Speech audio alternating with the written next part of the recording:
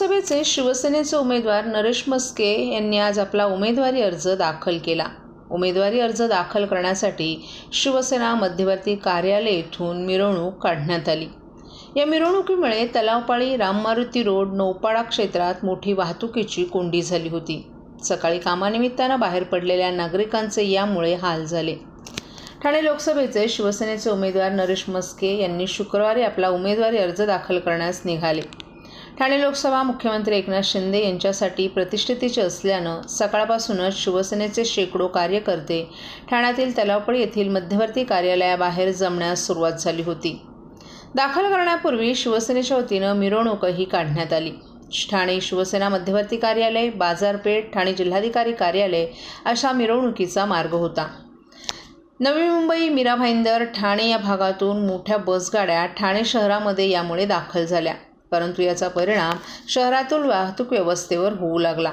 या बसगाड्या गडकरी रंगायतन परिसरात उभ्या करण्यात आल्या होत्या, त्यामुळे या मार्गावरील वाहतूक पोलिसांनी बंद केली होती। शिवसेनेचं मध्यवर्ती कार्यालय हे शहराच्या महत्त्वाच्या मार्गावर असल्यानं तलावपाळी, राममारुती रोड, नौपाडा, गोखले रोड आणि टेंभिनाका या भागात वाहतूक कोंडीचा सामना ठाणेकरांना सहन करावा लागला। ठाणे शहरातील विविध भागातून सकाळी कामानिमित्त नागरिक वाहतूक करतात, परंतु या वाहतूक कोंडी झाल्यानं नागरिकांचे हाल झाले। अनेकांना वेळेत कामाच्या ठिकाणी पोहोचता आलं नाही। वाहतूक बदलामुळे पोलिसांनी नागरिकांमध्ये वादाचे प्रसंगही उद्भवत होते। सर्व नागरिकांना आवाहन करण्यात येत आहे की सध्या डासांमार्फत पसरणाऱ्या डेंग्यू या आजाराचा प्रसार रोखण्यासाठी प्रत्येकाने पुढील प्रमाणे कार्यवाही करावी। डेंग्यू आजार एडिस इजिप्ती हा डास चावल्याने होतो। या डासांची पैदास साचलेल्या किंवा साचवलेल्या स्वच्छ पाण्यामध्ये होते। 8 दिवसांपेक्षा जास्त दिवस पाणी उघडे व साचून राहिल्यास त्यात डास अंडी घालतात। अंड्यांच्या अळ्या तयार होऊन पुढे डास तयार होतात। यासाठी आपल्या घरातील पाणी साठे उदाहरणार्थ बॅरल्स, पिंपे, टाक्या, हौद, रांजणे इत्यादी दर आठवड्याला रिकामे करून घासून पुसून कोरडे करून पुन्हा भरावे। 1 दिवस कोरडा दिवस म्हणून पाळावा। पाणी साठ्यांना घट्ट झाकणे बसवावीत किंवा जुनी साडी, चादर, धोतर यांनी बांधून झाकून ठेवावीत, म्हणजे डास त्यात जाऊन अंडी घालणार नाहीत। घराच्या गच्चीवर, आजूबाजूला, अंगणात कोठेही पाणी साचू देऊ नये। भंगार सामान उघड्यावर टाकू नये, उदाहरणार्थ टायर्स, प्लास्टिक सामान, कुंड्या, टाकाऊ वस्तू इत्यादी। अशा सामानात पावसाचे पाणी साठून त्यात डेंग्यूच्या डासांची पैदास होते। घरातील कूलर्स, फ्रीजच्या पाठीमागील ट्रे हे देखील वेळोवेळी कोरडे करावेत। लक्षात ठेवा, नुसत्या फवारणीने डास घनता कमी होत नाही, तर त्यासाठी डास पैदास ठिकाणे नष्ट करणे ही आपल्या सर्वांची जबाबदारी आहे। कोणताही ताप अंगावर न काढता जवळच्या शासकीय रुग्णालयात मोफत औषधोपचार घ्या। अशा प्रकारे नागरिकांनी सहकार्य केल्यास डेंग्यूचा प्रसार रोखणे सहज शक्य आहे।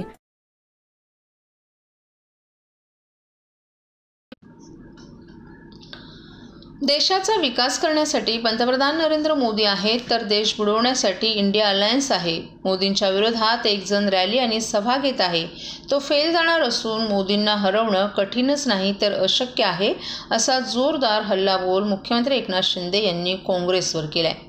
विरोधकांकडे मशाल नसून आईस्क्रीमचा कोन आहे, जो उन्हात वितळणार असल्याचा टोला लगावत मुख्यमंत्र्यांनी नाव न घेता उद्धव ठाकरे यांच्यावरही यावेळी निशाणा साधला।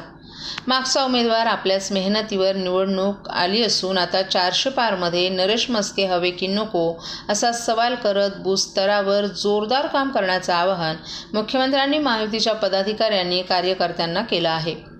उशिरा उमेदवारी जाहीर झाल्यानं अर्ज भरण्याच्या शेवटच्या दिवशी महायुतीचे उमेदवार नरेश म्हस्के यांनी मोठे शक्तीप्रदर्शन करत आपला उमेदवारी अर्ज दाखल केलाय। उमेदवारी अर्ज दाखल केल्यानंतर टेंभिनाक्यावर मुख्यमंत्र्यांची जाहीर सभा घेण्यात आली। यावेळी त्यांनी काँग्रेस आणि विरोधकांचा चांगलाच समाचार घेतला। नरेश म्हस्के यांचा उमेदवारी अर्ज नव्हे तर विजयाचा फॉर्म भरून आलो असल्याचंही त्यांनी म्हटलं आहे। हा धर्मवीरांचा ठाणे जिल्हा आहे, बाळासाहेबांचा बालेकिल्ला आहे। सर्व पक्ष महायुतीच्या सोबत आहेत, कारण विकासाच्या सोबत आहोत। या ठिकाणी कितीही सभा झाल्या तरी बूथवर काम करायचे. बूथवर काम करून हक्काचे मतदार आपल्याला उतरवायचे आहेत. मागील निवडणुकीत उमेदवाराला लीड कोणी दिली, मेहनत कोणी केली, मोदी सांगतात बूथची लढाई जिंका. मागच्या अनेक निवडणुकांचा रेकॉर्ड आपण तोडू शकतो. धर्मवीर यांना साजेसे असे काम करायचं असो नरेश म्हस्के यांना निवडून आणण्याचं आवाहन त्यांनी महायुतीच्या पदाधिकारी आणि कार्यकर्त्यांना यावेळी केलं.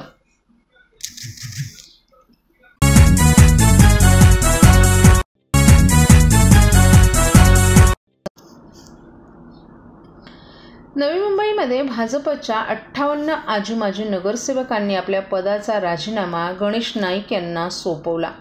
कार्यकर्त्यांची नाराजी अशी होती की संजीव नाईक यांना ठाणे लोकसभा मतदारसंघातून उमेदवारी देण्यात आली नाही. त्यामुळे कार्यकर्त्यांमध्ये तीव्र नाराजगी उत्पन्न झाली आहे. त्याच अनुषंगानं भाजपच्या मध्यवर्ती कार्यालय वर्तकनगर येथील मुख्य कार्यालयावरही ठाण्यातील सर्व पदाधिकाऱ्यांची तातडीनं बैठक बोलवण्यात आली होती आणि या बैठकीमध्ये नवी मुंबईतील जे काही पदाधिकारी यांची नाराजी होती त्यांना देखील समजावण्याचा प्रयत्न सुरू करण्यात आला. भाजपचे आमदार संजय केळकर यांनी सांगितलं की जे काही नवी मुंबई येथील पदाधिकाऱ्यांची नाराजी होती ती नाराजी योग्य आहे, परंतु सध्याच्या परिस्थितीत महायुतीकडून ठाणे लोकसभा मतदारसंघातून नरेश म्हस्के यांना उमेदवारी जाहीर झाली आहे. ती पक्षाच्या वतीनं करण्यात आली आहे. त्यामुळे सर्व पदाधिकाऱ्यांना सांगण्यात आले की ज्यांची नाराजी आहे ती लवकरात लवकर दूर करावी आणि आपल्या कामाला पुन्हा एकदा रुजू व्हावं. प्रत्येक पक्षामधल्या कार्यकर्त्याला काही ना काही अडचणी असतात आणि ते अडचणी आपल्या पक्षातील मोठ्या कार्यकर्त्यांना वारंवार सांगत असतात.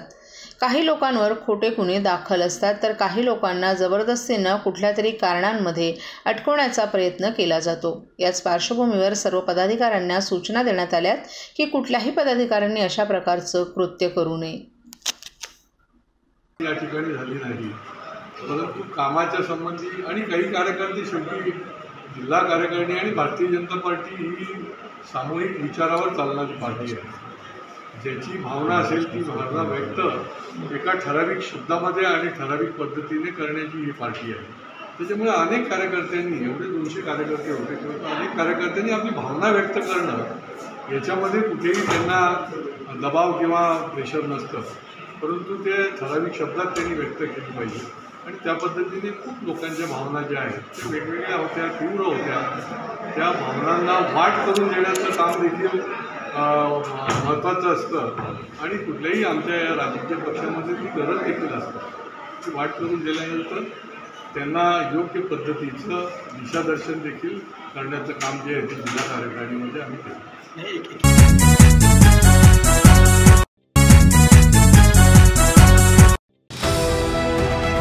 TJSB सौर शक्ती कर्ज, गो ग्रीन, करा वीज बिलावर बचत.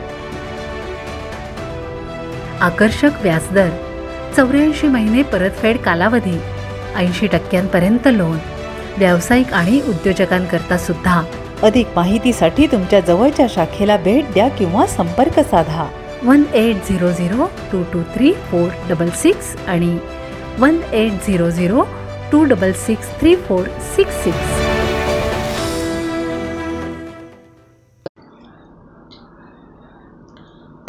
शिवसेवा मित्रमंडळाच्या 57व्या वर्धापन दिनानिमित्त श्रीदेवी भगवती इव्हेंट्स प्रस्तुत गाजलेल्या नव्या जुन्या हिंदी मराठी गीतांची मैफिल स्वरांजली या सांगीतिक कार्यक्रमाचं आयोजन बुधवारी 1 मे रोजी शिवनेरी क्रीडांगण येथे आयोजित करण्यात आलं होतं.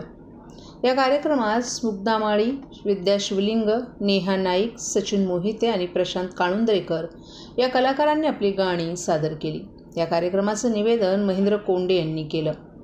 प्रथम तुला वंदितो या श्री गणेश वंदनानं या कार्यक्रमाची सुरुवात झाली. त्यानंतर मला हे दत्तगुरू दिसले हे गीत सादर करण्यात आलं.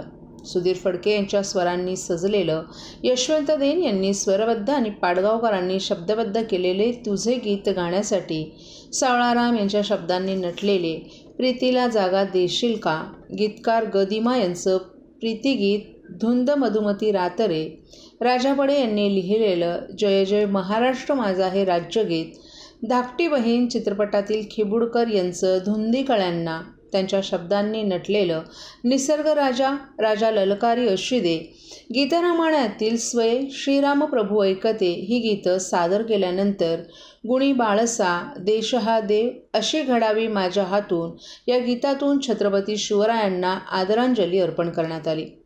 ठाण्याचे मुरलीधर गोडे यांनी लिहिलेलं प्रीतीचं झुळझुळ पाणी, एक लाजरान साजरा, वादळ वारं सुटलं ग, नभ उतरू आलं, मी रात टाकली, जांभूळ पिकल्या झाडाखाली ही गाणी सादर झाल्यानंतर लावणीनं कार्यक्रमांची रंगत वाढवली. तुम्हावर केली मी मर्जी, लटपट, जाळीमध्ये पिकली या लावण्या सादर झाल्यानंतर आनंदमठ चित्रपटातील वीररसातील वंदे मातरम्न या गीतानं कार्यक्रमाचा शेवट झाला. या कार्यक्रमाला राजकीय, सामाजिक, क्रीडा क्षेत्रातील अनेक मान्यवरांची उपस्थिती होती. तसंच रसिक प्रेक्षकांची उपस्थितीही लक्षणीय होती. या कार्यक्रमाचं सूत्रसंचालन मंडळाचे अध्यक्ष अजय नाईक यांनी केलं.